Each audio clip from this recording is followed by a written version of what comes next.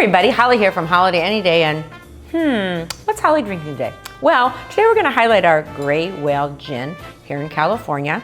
I'm trying a recipe that's on their website. It's called a Ruby Fizz. So here's how we're going to make it. I'm going to do it just in a measuring glass, not a shaker. We'll keep it simple. So we're going to go a couple jiggers of this.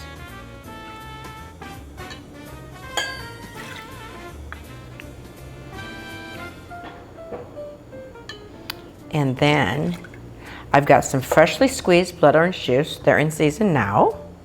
And this is such a festive, pretty holiday drink. That's why we're making it today. I'm gonna go ahead and just give this a quick little stir. Then, we could shake it over ice, but I don't know. It waters it down a little bit too much for my taste. Fill this guy up. Then, look how pretty this is.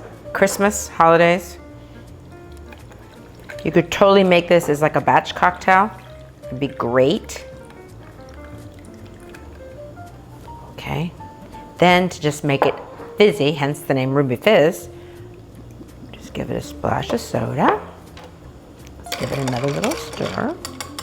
Now you also could coat the rim. That'd be real pretty in a colored sugar or something. I've got some blood orange slices. There we are. Look how pretty that is. Isn't that gorgeous? Let me try it. Super refreshing, real light. It definitely needs the club soda. It just makes it nice and fizzy. Be great for a party. Give it a try. It's easy breezy.